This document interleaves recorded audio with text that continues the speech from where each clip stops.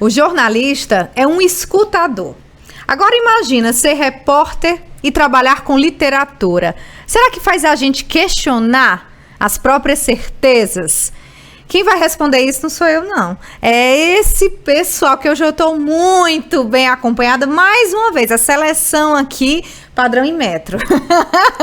São os meus amigos jornalistas que trabalham em veículos de comunicação na área da literatura. Então, eu estou muito feliz de receber a Soraya Santos, o Diego Barbosa e a Lília Martins. Eu vou fazer minha autodescrição. Eu sou mulher de pele clara, tô com óculos de armação escura, tô com cabelo preso, meu cabelo é preto, eu tô com uma blusa florida, com uma camiseta por dentro, e eu gostaria que vocês se apresentassem. Soraya? Eu sou Soraya Santos, eu sou uma mulher de pele clara, o meu cabelo é claro, na altura do ombro, liso, eu tô com uma blusa vermelha, 3/4, né, assim, até o cotovelo. Na frente ele tem um formato em V e eu tô com uma calça azul royal. Eu sou Diego, homem de pele morena, cabelo cacheado, tô com uma blusa de botão, texturizada, manga curta, calça cinza. É isto. Eu sou Lília Martins, eu sou uma mulher de pele clara, eu tenho cabelo um pouco abaixo do ombro, cacheado, eu visto jeans e uma camisa de uma estilista cearense, Adame Cruz, que é uma estilista idosa, LGBT, e também é uma forma da gente trazer essa outra mulher aqui para essa discussão. Parabéns. Muito legal. E você pode nos acompanhar, além do YouTube, também em todas as plataformas de áudio. Deezer, Spotify, então por isso que é tão importante também a nossa autodescrição. Muito obrigada, meu povo. Que alegria. Gente, eu conheço a Soraya já há muito tempo. E eu estava pesquisando. Ela é jornalista há 16 anos e desses 16 anos, Soraya, você trabalha com cultura há 14 anos. Exatamente. Então, tá muito, como é que eu posso dizer? Já tá muito enraizado em você. Isso. Já faz parte do dia a dia. Eu diria que a cultura ela foi me abraçando, né? Eu acho que a gente vai vivendo isso no dia a dia. Acho que também teve muita influência familiar, que é ir de criança, levar para os teatros, cinema, né? Fazer esse passeio pela cidade e visitar os lugares. E aí também pelo gosto da leitura, que já tinha, né? Eu já gostava desde sempre. E quando eu me vi em uma oportunidade para trabalhar em uma emissora, que é uma emissora pública e que trabalha diretamente com pautas culturais, eu acho que foi tudo se encaixando, né? Conforme você vai vendo as suas características, o que você gosta e vai se aproximando ainda mais disso. Então eu digo que foi meio que se abraçando, né? Você apresenta o Papo Literário. Isso. Desde 2008, é isso? Não, 2008, na verdade, foi quando o programa ele começou a ser exibido na TV, né? E aí, nessa época, que foi um projeto do jornalista Danilo Amaral, junto com a Mônica Silveira. Eles tinham a ideia de ter um programa de literatura na TV e apareceram várias outras propostas. No fim, os dois resolveram se juntar e criaram o Papo Literário. Danilo hoje é professor, tá no interior, já tem outras atividades. Aí ele saiu do Papo Literário, plantou a semente junto com a Mônica Silveira. Mônica continuou. Mônica, inclusive, é jornalista. Sim. Mônica continuou. E aí, na época, foi chamada a Larissa Macedo, que já estava na emissora, para apresentar, no lugar do Danilo. E aí, a Larissa ficou por um tempo. Depois, o Papo Literário teve a Tatiana Lemos como apresentadora. E aí, na época da Tatiana, antes da Tatiana, quando era a Larissa, eu já estava na TV, porque eu entrei em 2012. E aí, a Tatiana, ela veio depois, né, posterior. E aí, quando a Tatiana, ela veio, aí ela ficava, tipo assim, a Larissa hoje tá de férias, teve uma folga, não vai poder apresentar. Então, ela era aquela peça coringa que ia e apresentava. Nessa época, eu tava só produzindo. Então, eu já procurava as pautas. Aí eu digo, a cultura, ela vai abraçando a gente. Porque, de certa forma, você tá inserida E aí você começa a participar, você começa a se interessar também, de modo a começar a querer conhecer os espaços também, a participar, seja de lançamento, de peças e outras coisas mais. E aí depois que a Tatiana ficou na apresentação, aí também passou por altos e baixos nessa questão de é férias, é folga, não vou ter como apresentar, adoeceu e tudo. Aí a Mônica tinha que pensar em outras alternativas, porque a Mônica, ela é maravilhosa, mas ela não gostava de apresentar. Ela dizia assim, olha, eu gosto de estar dos bastidores. Pra quem não sabe, viu, gente? Pra quem não sabe, Mônica Silveira também é escritora. Eu tive a oportunidade de trabalhar com a Mônica na TV Cidade. Não sei se ela lembra de mim, eu era estagiária. Lembra. Com certeza ela vai lembrar. Mas ela sempre me recebeu de uma forma muito afetuosa. Mônica, se você estiver assistindo o programa, um beijo, mande seus livros pra cá, venha participar, venha tomar um cafezinho aqui com literatura com a gente. Então. E o programa, Soraya, ele é Fiquei órfã de Mônica. Mônica agora tá morando em outra cidade.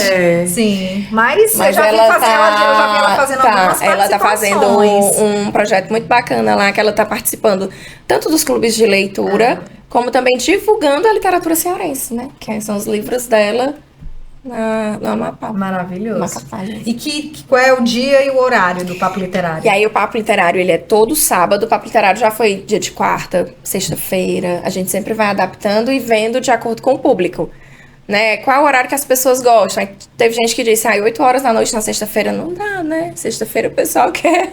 Sextou. Nem todo mundo vai estar em casa pra assistir. Então a gente foi adaptando e há um bom tempo ficou certo, sábado, 9h30 da manhã, que a gente pegou o horário inicial da manhã, que você consegue fazer também divulgações de eventos literários no fim de semana, que as pessoas conseguem participar. Lilian, eu já tive a honra de ser entrevistada pela Soraya e pela Lilian. Eu tô chique demais. Acho que só falta o Diego. Quem sabe? Agora o momento. Lilian, você apresenta o Autores e Ideias na rádio Alessia FM já há quanto tempo? Neste 2026, eu completo 19 anos no ar. Olha. De parabéns, exatamente. E eu tenho um orgulho muito grande, assim, dessa efeméride. Quando a Alessia FM foi inaugurada, ela tinha o nome de FM Assembleia. E isso foi em novembro de 2007. A Fátima Abreu já tinha, na grade da programação, um programa de literatura. Mas faltava o profissional. E muita gente não sabe dessa história. Mas quem começa com Autores e Ideias é a Luana Gurgel. Ela faz ali mais ou menos um mês de programa. E aí ela sai da Assembleia Legislativa, ela viaja, ela vai para outro estado. E a Fátima fica com o programa com um buraco no ar, como a gente diz no rádio, né? Precisa ser preenchido. Eu preciso colocar esse programa e ela sempre quis fazer um programa de literatura com uma inspiração, o Autores e Livros da Rádio Senado, que já está o quê? Com mais ou menos, acho que uns 27 anos no ar, né? Um dos programas de literatura que a gente tem assim como referência. E a Silvia Góes, que na época era a chefe de comunicação da Assembleia Legislativa, foi quem provocou a Fátima. Por que tu não coloca a Lilian? E eu foca, que é a linguagem do jornalista, né? Quando tá começando, eu foca, iniciando como contra-regra na rádio, aprendendo como é que tava aqueles bastidores da emissora. E ela disse, coloca a Lilian. A Lilian tá estudando letras na UFC. Coloca a Lilian pra gente fazer um teste. E aí ela ficou meio reticente, conversou com o Ronaldo, disse assim, Ronaldo César, né? Ronaldo, tu vai preparar a Lilian pra gente fazer esse programa. Fiz um piloto com o professor Márlio Falcão, que tinha um programa, um quadro, no programa do Narcélio Lima Verde, falando sobre por que a minha rua tem nome de político. E o professor Márlio tem livros sobre topônimos, né? Por que a minha rua se chama tal? Fiz o programa com o professor Márlio, foi super divertido. E aí, o segundo programa, a Fátima me coloca para entrevistar a professora Adísia. Gente, imagina a prova de fogo, Mirelle. Você conversar com a professora Adísia, sabe? Eu tô rindo de nervoso, né? Imagina eu como é que eu fui fazer essa pauta. E eu brinco que eu digo assim, a sorte é que eu tinha lido Capitu contra Capitu. E eu adoro esse livro, né? Porque é a perspectiva da mulher, da Capitu, contando essa história, né? E a professora diz, ela dedica o livro a todas as mulheres que são estigmatizadas como as adúlteras, as safadas. E aí eu acho aquilo ali super, né? Uma coisa de enfrentamento mesmo da posição da mulher nessa sociedade machista. E eu fui com a professora Adísia nessa posição, né? De saber dela, essa inquietação dela do mundo literário. Quando eu chego na rádio, eu encontro a minha diretora, a Fátima Abreu, no corredor, em pé, com o braço cruzado. Quem conhece a Fabreu sabe que só a posição dela já impõe ali um respeito, né? E ela, assim, com o braço cruzado, bem séria, levanta, assim, a sobrancelha e diz assim, você sabe quem acabou de ligar pra cá, pra conversar comigo? Aí eu disse, não. Oi. A professora Adísia. Aí eu, pronto, ela detestou a entrevista, deve ter dito horrores. Aí ela, bem séria, né, a Fátima, né, disse assim, parabéns, o programa é seu.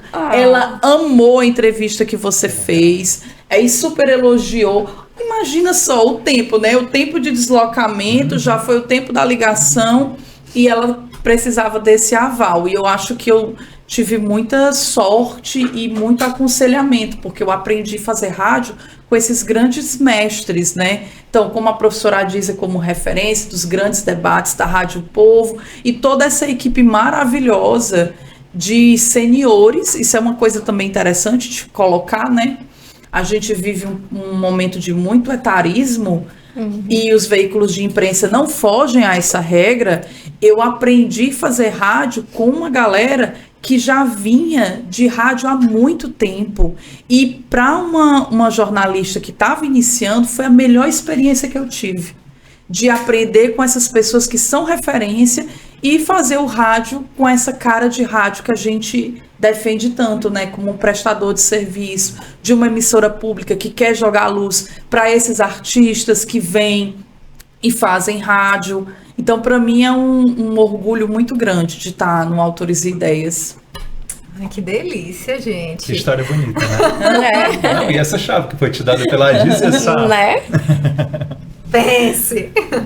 Diego, você é filho do Mundo BIM, fala pouco, ouve bem, é celebrante de casamentos, também. Autor do livro reportagem Cartas na Estrada, Histórias de Vida de Carteiros. Exatamente. E agora também é do Verso, no Diário do Nordeste. Há quanto tempo você está especificamente na editoria de cultura? Na editoria de cultura eu comecei em 2015, se eu for considerar o meu período de estágio.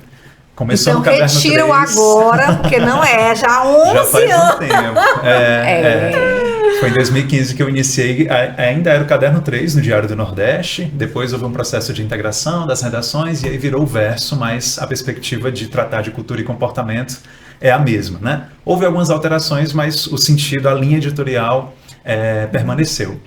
E aí, ouvindo a Soraya, eu me vi muito no relato dela. Você já revelou que eu vim do Mundo BIM, e de fato, né, venho desse bairro que é na periferia da cidade, e de pais que não tiveram, talvez, uma cultura de leitura. Mas eu acho que eles sempre foram muito atentos a plantar isso em mim e no meu irmão. Somos só 2 irmãos, e eu lembro que eles... Quem passava, por exemplo, vendendo aqueles livros, às vezes, religiosos, de historinhas infantis, eles sempre gostavam de comprar, E esses livros vinham com uns CDzinhos em que você lia, mas também escutava as histórias. E eu lembro que aquilo ali, para mim, era um universo que se abria, que eu dizia, poxa, como é que pode? Assim, eu acho que é quando a gente começa a pensar que não nasce do nada. Alguém pensou nisso aqui, né? E aí essas ideias foram plantadas ali naquele momento, até que houve esse momento que a gente passa de decidir o que a gente vai fazer, né, no nosso futuro, da nossa carreira profissional. Escolhi jornalismo.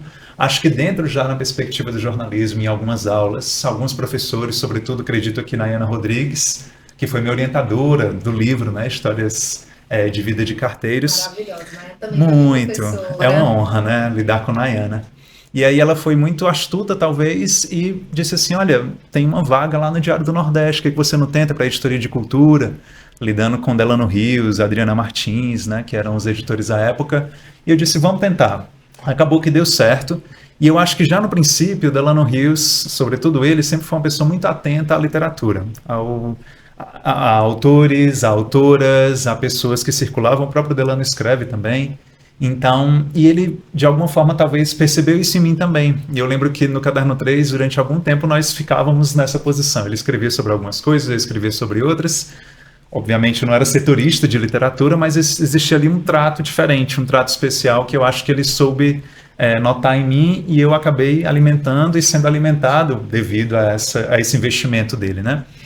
E aí foi assim, ficou... Naquele momento eu lembro de ser o primeiro instante em que eu comecei a ter contato com escritores, com escritoras, né, com o ramo editorial. Isso foi crescendo, e aí houve essa integração das redações no Sistema Verdes Mares, passou, como eu já falei, do Caderno 3 para o Verso, ficou. E aí hoje eu lido com literatura também, mas lido com o universo a mais também de cultura. Também percebendo que a cultura ela não está restrita ao que muita gente acha que talvez esteja no papel, né, no quadro. A literatura e a cultura em si é muito mais do que isso, né?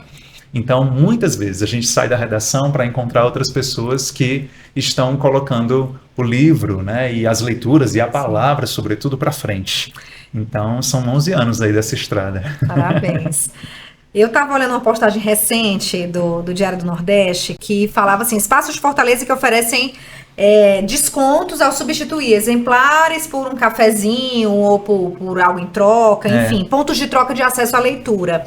Com mais de 3.000 visualizações, e é uma postagem recente, então vai crescer mais ainda, e muito engajamento, assim, principalmente comentários que me chamaram a atenção, viu, Lilian e Soraya, no sentido de... Caramba, essa postagem eu precisava ler. Deu um respiro diante de tudo que a gente tá consumindo hoje, tá vendo? É algo que vocês escutam com muita frequência? Sim. Do público? É o grande poder da cultura, né? Esse hard jornalismo, que é esse jornalismo de notícias e principalmente das bad notícias, né? Essas notícias que são ruins, ele polui muito a cena do jornalismo. Acho que o jornalismo cultural ele vem para dar um respiro mesmo. E eu acho que as redes sociais, ela é um termômetro importante, porque lá não tem filtro, né? Diferente do ouvinte que liga para a rádio ou que liga para a TV, nas redes sociais ele não tem esse caminho, não. Ele vai direto e ele escreve o que ele pensa. Então, observem, né? Observem. Você que está acompanhando a gente, observe, quando sai uma matéria falando sobre algum cenário cultural, algum artista, alguma obra, as pessoas agradecem por ter colocado isso, porque sai um pouco dessa coisa, desse factual, e um factual que é muito relacionado a aspectos de violência, né? Então, a gente tem aí um jornalismo, esse radiojornalismo, que ainda é muito forte dentro dos veículos de imprensa. E a gente, quando traz a proposta de fazer um jornalismo cultural, ele vem como respiro e também como holofote. Quando a gente pensa na emissora pública, a gente ainda tem mais responsabilidade sobre isso, porque você está trazendo como um aval, uma chancela daquele equipamento público, né? Então, se está na rádio universitária, é algo que o grupo acadêmico pensa como voz importante para a gente jogar. Eu que venho da Alesse FM, então é uma emissora de um poder legislativo estadual. Então, olha a força e a chancela que tem para você trazer aquele artista, aquele produto cultural. Então, a gente precisa sempre ter essa noção de responsabilidade sobre o nosso papel, né? E o jornalismo cultural muitas das vezes é visto como menor, quando na verdade a gente já, como você bem mencionou, né, dessas experiências que a gente tem visto, geralmente nas redes sociais e com muita frequência, é o fato de que a população ela pede por isso. Ela clama por isso, ela quer realmente ter o acesso à música, à cultura. Uma dica como essa de, puxa vida, trazer meus livros usados onde é que eu posso trocar, né? Trocar, e quer dizer que eu posso trocar por um estabelecimento que me oferece um cafezinho de graça e eu posso parar, e eu posso estudar nesse lugar. Então, é importante a gente ter o jornalismo cultural também como esse lugar de alívio, né? Eu só complementando, mas só complementando o que a Lilian falou, é muito bacana, porque, por exemplo, eu sou de TV, E aí, quando a gente vai fazer uma pauta, a gente encontra muitas pessoas, a própria população, eles dizem, olha, eu gosto muito do canal de vocês, eu gosto muito de tal programa, né? Eu gosto das dicas que vocês dão, porque faz a diferença na vida das pessoas, né? Elas precisam saber disso. E você às vezes pensa que não, mas atinge e chega a muitos lares, a muitas pessoas. Eu acho que é um respiro, é uma lufada de ar que você recebe, mas também é um instrumento de muita transformação, porque quando você percebe que a boa notícia ela também consegue chegar nesse lugar, parece que, não sei, eu tenho muita esperança de que as pessoas também elas se comovem e tentam também fazer outras ações que despertam aquele tipo de sentimento, né? Falando de uma perspectiva mais positiva de comportamento, né? De uma perspectiva mais comportamental. E com relação à literatura, eu nunca esqueço, acho que foi em 2016 ou foi 2017, que a Festa Literária Internacional de Paraty, a Flip, acho que foi um dos primeiros anos em que ela colocou as pessoas do Islã, né, da batalha de rimas e tal. E eu lembro de conversar com o Thales Ázio, que é um grande nome aqui da nossa literatura, né, mediador, enfim, escritor, um grande, né, o Thales, da editora Substância. Tem que vir aqui no podcast. Tem. Já está convidado, né? Está intimado. Mas eu nunca esqueço que o Thales disse assim, às vezes a gente pensa que esse é um lugar em que estão dando pra gente. Na verdade, não, a gente lutou por isso. Se eles não colocassem a gente nisso, seria dado ao fracasso, ou pelo menos uma perspectiva de dizer assim, mas como é que vocês estão ignorando uma cena dessa que é muito forte, sobretudo na periferia, a gente sabe, e a periferia tem também muita coisa a mostrar, né? Uma literatura forte, engajada. Então acho que tem esse ar, né? Essa perspectiva de realmente melhorar as coisas, tornar as coisas um pouco mais digeríveis, né? Um mundo um pouco menos cinza, mas também tem muita força aí. E eu acredito muito nisso, assim, o quanto as pessoas podem ser transformadas e transformar o mundo por meio desse outro olhar sobre as coisas. Quando eu era repórter, algo que me angustiava muito, que me incomodava, era a falta de tempo para fazer as matérias. Porque eu sempre queria trabalhar um pouco mais o texto quando era matéria de cultura. Eu também passei pelo programa Viva Fortaleza, na TV O Povo. Então, eu também comecei na área cultural. E eu sempre tinha vontade de ter mais tempo para trabalhar as pautas. E nem sempre esse tempo me era dado. Nem sempre eu conseguia ter esse tempo. Vocês conseguem ter um pouco mais de tempo para pensar nas pautas, para trabalhar o texto? No Papo Literário eu consigo. Eu posso dizer que eu consigo, porque ele é um programa semanal. Então eu consigo produzir, né, trabalhar mais essa pauta, escrever. E aí, como hoje eu estou como editora, produtora e apresentadora, então eu vou decidir, eu vou vendo ali, de acordo com como as pautas vão chegando. E aí eu vejo, tipo, isso aqui rende uma reportagem. Então eu vou trabalhar mais com aquele escritor, com aquela pauta, né? A questão da exposição e você trazer a literatura. Teve épocas que a gente entrevistou cantores, compositores, porque é a poesia ali, né? Não é só o livro. Né? E às vezes a pessoa acha que não, é só o livro. Tipo, o escritor é só o livro, só quem escreve livro, quem lança livro. E não é. Você encontra poesia, você encontra escrita, você encontra em todos os lugares, né? E aí eu consigo fazer isso no programa. Mas, por exemplo, no jornal, eu fui fazer a exposição de manhã, tipo 10 horas, meio-dia eu já tenho que estar com o texto pronto para o editor já começar a editar. E já vai lá no Jornal da Noite, às vezes no Jornal de 11h15, se for pela manhã. Então, assim, é bem corrido. Né? A gente não, você tem que já ir trabalhando seu cérebro para ele já ir pensando, já ir formulando, você já vai vendo, escutando e já vai ali, às vezes chega uma pessoa, conversa e você tá ali concentrado, ignora, mas segue. É uma dinâmica bem semelhante a que a gente passa também. Não trabalho com TV, né? Trabalho no site do Diário do Nordeste e a gente produz material também para as redes sociais, mas é bastante intenso. Agora, nessas horas eu vejo o poder do jornalismo trabalha em equipe, né? Porque você sai para uma pauta, então você já vai com um olhar ali, olha, a gente vai para descobrir isso, também para falar a respeito disso, mas também tem essa outra perspectiva, né? Então tem as redes sociais, então as pessoas já entram e dizem assim, olha, vamos tentar focar nisso aqui, mas fica aberto às surpresas também. Então acho que sim, tem um tempo que é intenso, que a gente já estabelece como editor, olha, geralmente essas pautas, o que eu gosto muito também, né? A literatura, geralmente lá no Verso, que é editado pela Lorena Cardoso, a gente gosta mais de deixar, se não for um factual, mais para um fim de semana, para um domingo. Domingo é esse dia que a gente tem um tempo maior, talvez, né? Para transbordar ali nas páginas, né? Para ter um texto um pouco mais longo, talvez, né? Então a gente já estabelece isso no início da semana e durante a gente vai cultivando esse outro tempo, que é o tempo também da pauta, né? Para saber se está tudo certo. Mas eu acho que é isso. Acho que esse trabalho em equipe faz as coisas fluírem mais. Mas sim, é bastante intenso, bem intenso. A minha dinâmica é muito semelhante à da Soraya, né? Porque eu edito, eu produzo, acompanho todo o material antes de chegar pro ar.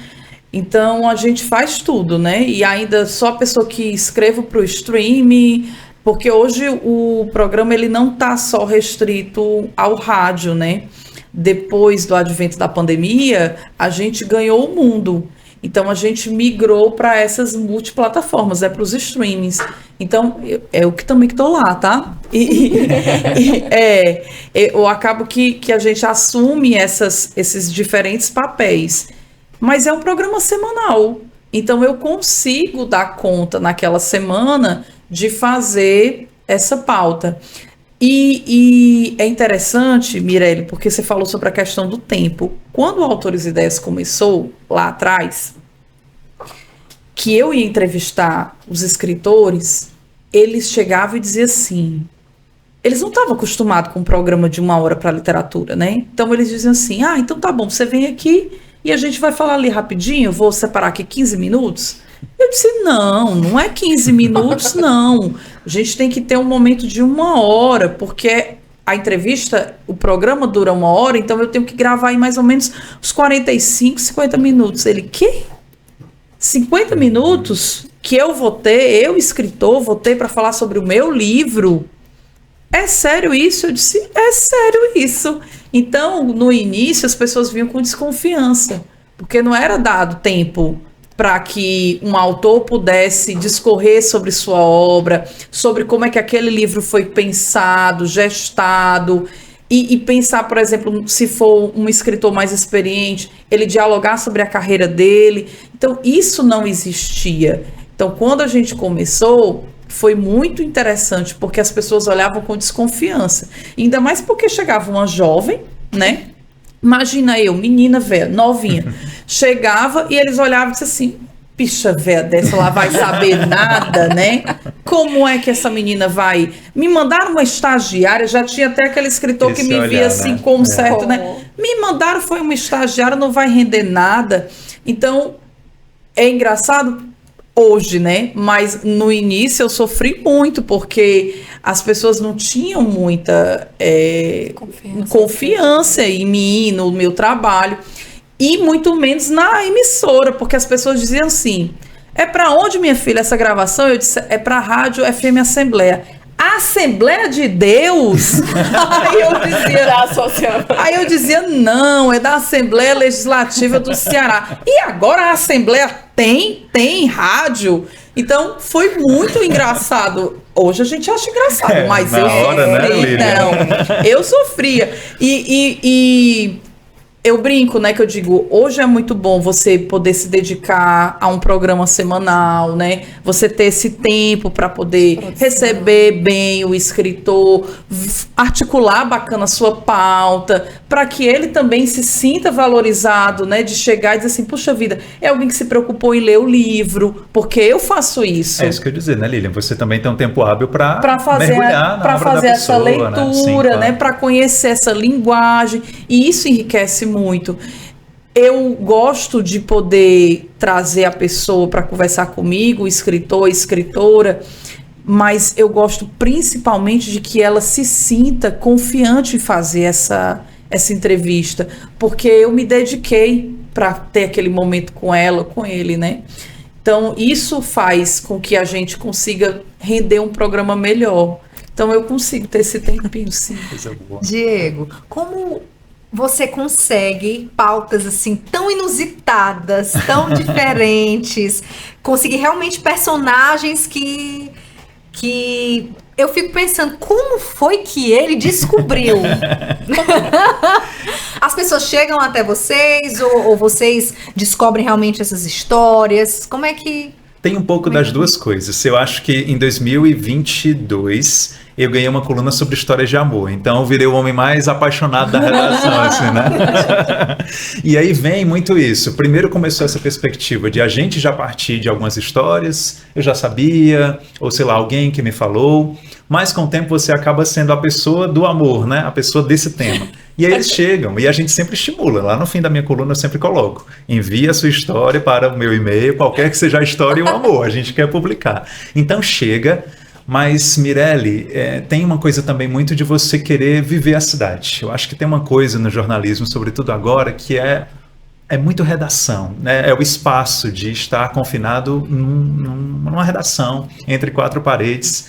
Eu acho que por algum lado, isso obviamente, a gente precisa de fato voltar para a redação, né, escrever nosso texto, ter esse tempo de maturação, mas é sobretudo ir para a rua, sabe? É sobretudo encontrar as pessoas, é ir nos lugares. Você falou a respeito desse vídeo que foi para as redes sociais em que a gente falou sobre a troca de livros.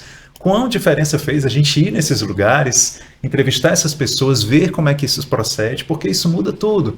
Muda a forma como você vê, se muda a forma como você vê, muda o seu texto, você poderia começar de um jeito, você já começa de outro, porque você tem a experiência na sua mão, né? E claro, abrem-se para várias histórias. É o momento em que você percebe um detalhe que seja, que diz assim: isso aqui é pauta, isso aqui vale ser contado. E que bom, muito na perspectiva, já que trabalhamos numa editoria de cultura, dessa coisa positiva que a gente estava pensando, né? De algo que é bom, que transforma, que vai para frente. Então, acho que é um combo. Inclusive, se tiverem história de amor para contar, ó, já estou aqui. E quem vocês estão descobrindo na cena literária cearense? Algum autor que de repente não tem ainda tanta visibilidade, que vocês queiram aproveitar esse espaço aqui para dizer: olha, eu fiz uma entrevista e, poxa, a obra dele, eu acho que é muito interessante, que quem está assistindo o podcast veja. Ou então histórias curiosas que você diz: aquela matéria ela é inesquecível, você me mandou algumas de suas matérias. Sim. E realmente, parabéns pelo teu trabalho. O quanto que você se envolve com as pautas. E são histórias bem, bem diferentes, que a gente realmente, como é que eu posso dizer? Se envolve e se encanta. Eu adoro o texto do Diego. Obrigado, gente. Mas eu acho que é isso, né, Lilian? Eu acho que quando você é tocado pelas pessoas, a coisa muda, né? E as pessoas trazem tanto isso. A gente estava comentando antes de a gente gravar desse poder da escuta, né? E a gente, que é jornalista, a gente fala bastante porque, enfim, é necessário que a gente fale, que comunique, mas é muito precioso da nossa profissão você poder escutar também. Para poder passar, para você passar bem, você tem que escutar bem também, né?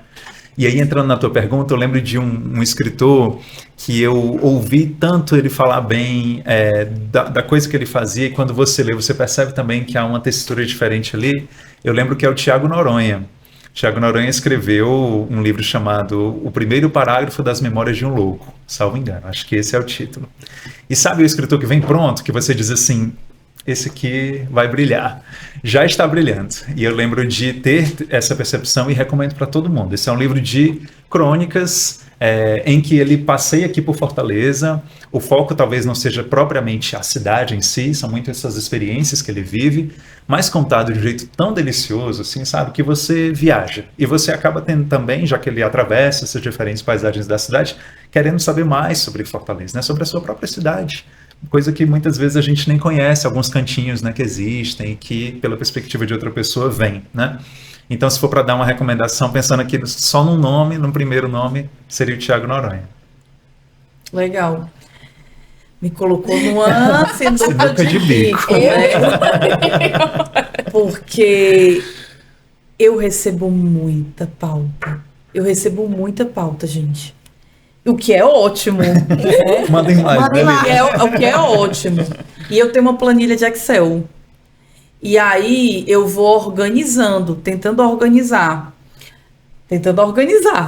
Porque eu sei que os livros vão casando com determinados momentos assim do calendário literário, né? Então, eu tenho um calendário literário anual e aí eu vou organizando essas pautas dentro desse calendário. Então, se é um livro infantil e eu posso colocar para abril, para o Dia da Literatura Infantil, eu coloco. É uma obra que vai dar enfoque para mulheres, poxa, então vai ser legal para março. Então, eu vou organizando esse meu calendário, né? E aí, obras de literatura cearense, vamos colocar em novembro, porque é o Dia Estadual da Literatura Cearense, né? Então, eu vou organizando esse calendário. Como é um programa semanal, então, eu estou agora, no início do ano de 2026, ainda com pauta do ano anterior. Porque o que acontece? Eu tenho sempre programas para frente, sabe, Mirelle? Então, assim, eu acabo organizando esses programas com muita antecedência.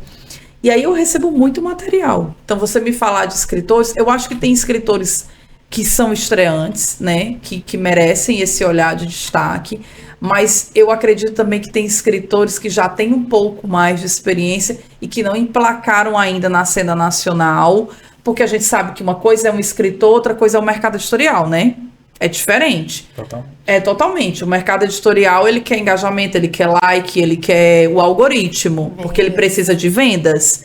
E muitas das vezes um bom escritor não consegue fazer essa performance do mercado editorial, mas ele ainda precisa ser descoberto. Então, eu tenho uma pessoa assim que eu acho ela maravilhosa, que se chama Iris Cavalcante. A Iris, muita gente não lembra, mas quando o Maílson ganhou o Jabuti, nós tínhamos 2 cearenses na disputa pela mesma categoria, a categoria de livro de poesia. Era o Maílson com A Cidade e a Iris Cavalcante com Ventos no Oitavo Andar. E a Iris até brinca, né? Que ela disse assim, puxa, mas tu podia ter levado só um, né? O do livro do ano e ter deixado o de poesia para mim. Brincadeira, né? Eu acho que a Iris é uma escritora que o Brasil ainda precisa conhecer. É uma grande escritora cearense, uma linguagem maravilhosa, né? E a casa, esse livro que ela escreve, A Casa que Habito, meu Deus do céu. Por favor, leiam e depois me falem. Escrevam aqui para Mirelle e digam se vocês acharam que esse livro é um livro realmente muito bom ou um livro que você achou ruim. Eu tenho certeza que você vai se apaixonar. Então, assim, eu acho a Iris uma pessoa que ainda precisa ser descoberta, né? Dos novos autores, a gente estava conversando sobre um há pouco, né? Eu acho que o Brasil inteiro ela vai estourar. É só uma questão de tempo. É a Lara Van Stock. Ela é impressionante. Assim, escritora jovem, faz literatura do gênero fantasia, criação de mundos, de personagens. Eu acho ela um fenômeno. Eu acho que ela vai estourar muito em breve. Já veio aqui no Cafezinho com Literatura. Olha na nossa playlist que você já vai conferir esse episódio. A gente abordou literatura fantástica. Ela fez uma casadinha com o Wilson Júnior. Foi muito legal. Tá muito bom o programa. Eu acho que essa menina ela vai estourar, assim. Poderia te dizer assim, mais nomes, mas eu vou ficar quieta, porque eu vou deixar a Soraya. Vou deixar a Soraya falar. Eu vou dizer assim, vocês vão me botar em maus lençóis. O Papo Literário é uma revista eletrônica. Eu sempre digo assim, uma revista eletrônica semanal, e aí você consegue dar visibilidade a mais escritores, né? A gente vai vendo, o escritor rende mais, outros nem tanto. E aí a gente vai tentando encaixar vários escritores em um único programa. Diferente do da Lilian, que é 1 hora. A gente tem 30 minutos, mas na verdade 26, 27, às vezes 28, estourando um pouquinho. Porque tem que dar um intervalo de break. Senão, né, a programação que me perdoe, mas vez ou outra a gente consegue extrapolar um pouquinho. Mas assim, com relação às pautas, elas sempre vão chegando porque eu tive um caminho que já foi trilhado por outros apresentadores, né, pela própria Mônica Silveira, que ela é de academias. Então, nas academias, muitos escritores procuram o Papo Literário, outras pessoas às vezes vêm de outros estados, porque encontraram no YouTube e gostaram, e aí mandam os livros. A gente já recebeu livros de Rio de Janeiro, São Paulo, né, diversas editoras que mandam, os próprios escritores mandam, e até do interior, né? Porque a gente não se concentra só em Fortaleza, a gente tenta também dar visibilidade às produções do interior. mesmo a gente não tendo tanto braço para ir ao interior, mas eles vêm até a gente.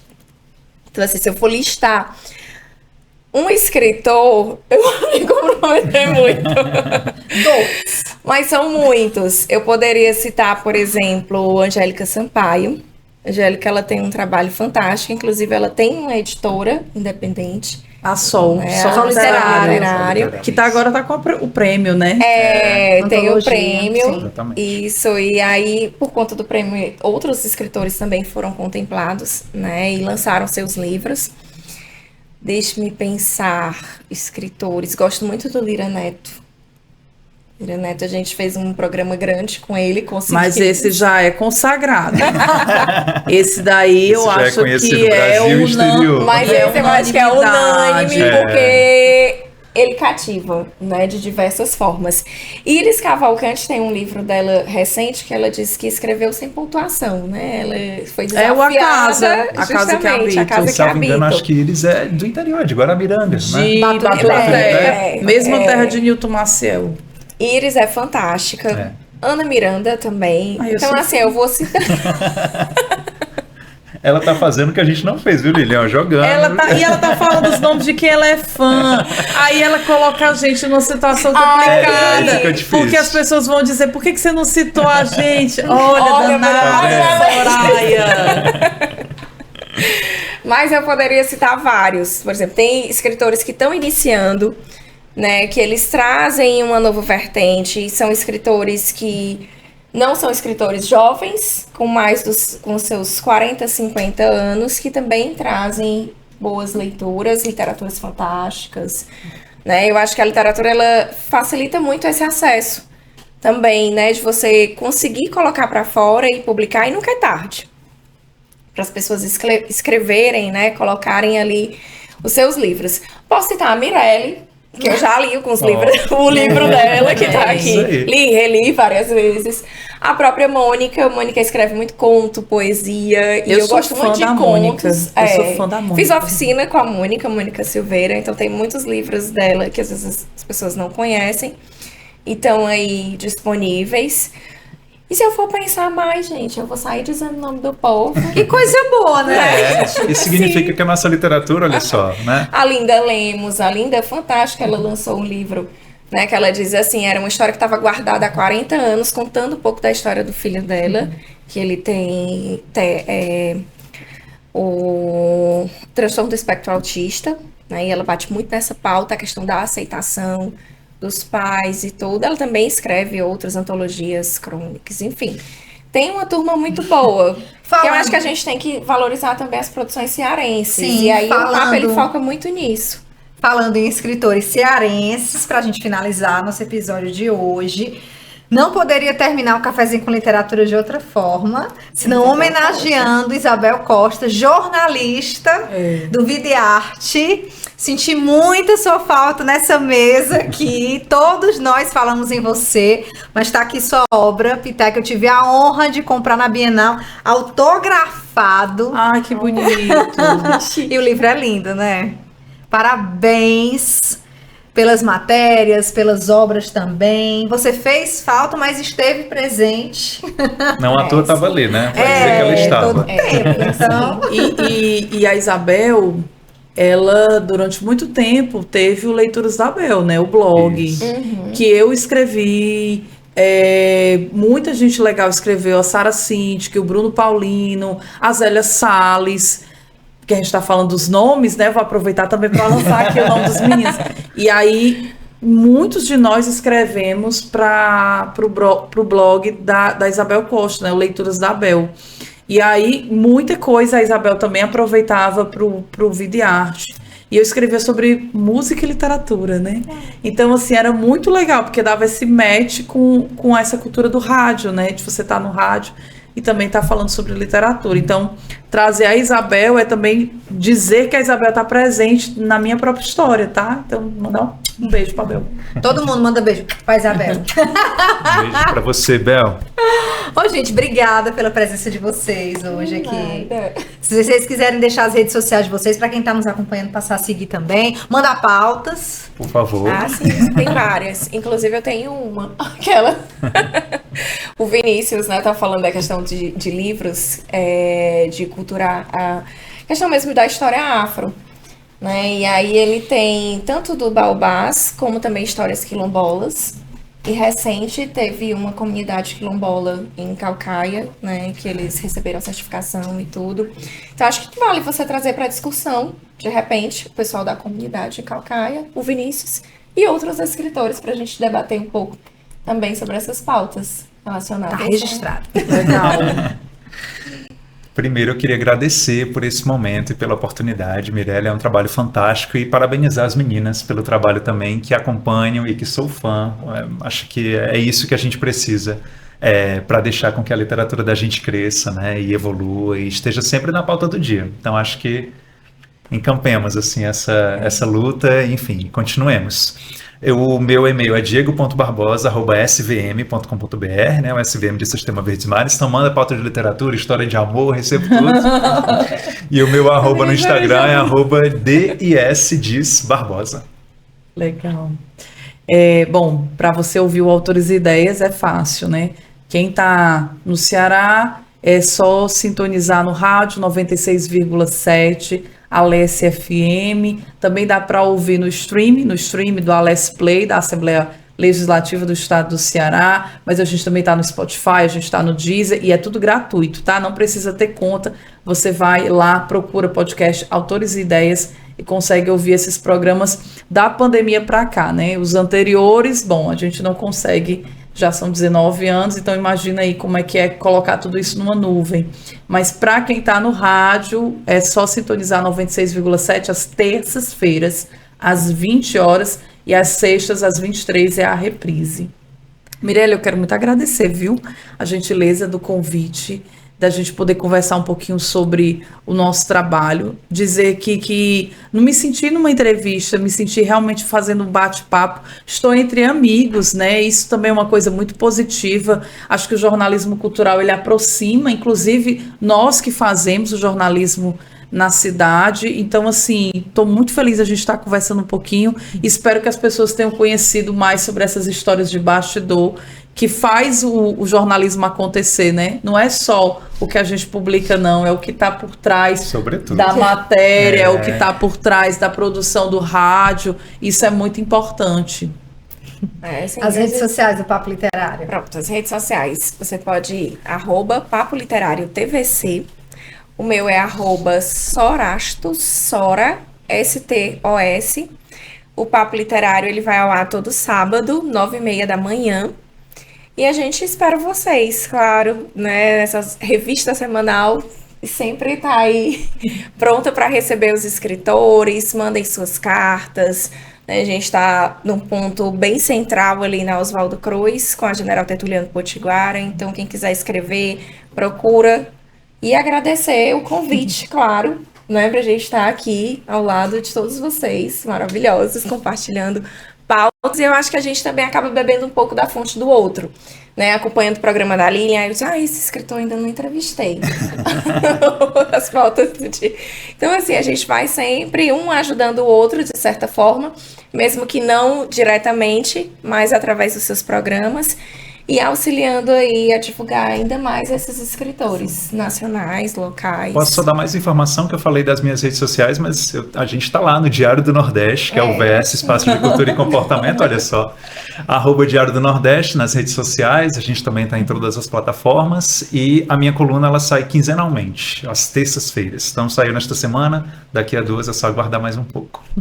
E no meu IG, né, o @Lilian Martins Oficial, tudo junto. Você consegue me acessar. Tenha paciência, tá? Tenha paciência. É verdade. Às vezes eu não consigo ver a mensagem no direct, mas eu sempre respondo todo mundo. Tenha paciência, assim, às vezes eu não consigo dar logo tempo para lançar o livro, mostrar o lançamento, mas eu sempre converso com os autores, tá? Mas tá lá, Lilian Martins Oficial, você me encontra rapidinho. Você sabe só. Mas é interessante essa questão do lançamento, porque os escritores, eles têm muito aquela coisa de tipo, mas o lançamento é tal dia, mas gente, o livro continua lá, disponível. As pessoas vão procurar pelo seu livro. A partir da entrevista, a gente não precisa também entregar tudo, né? Mas a partir daquele momentinho ali que eles puderam conhecer um pouco do que você escreveu, elas vão ter interesse e vão querer ir lá saber, deixa sua rede social, vai lá, como é que faz para adquirir. A gente sempre também procura dar esse espaço, porque eu acho que é interessante. Não precisa ser só no factual do lançamento. Isso é muito importante que a Soraya está falando, viu, Mirelle? Porque o escritor, ele quer esgotar toda a cota dele de imprensa para o lançamento. E parece que depois que o livro é lançado, ele morre. Quando, na verdade, ele tem que manter o livro vivo. Então, a repercussão pós-lançamento é tão importante quanto a divulgação do lançamento.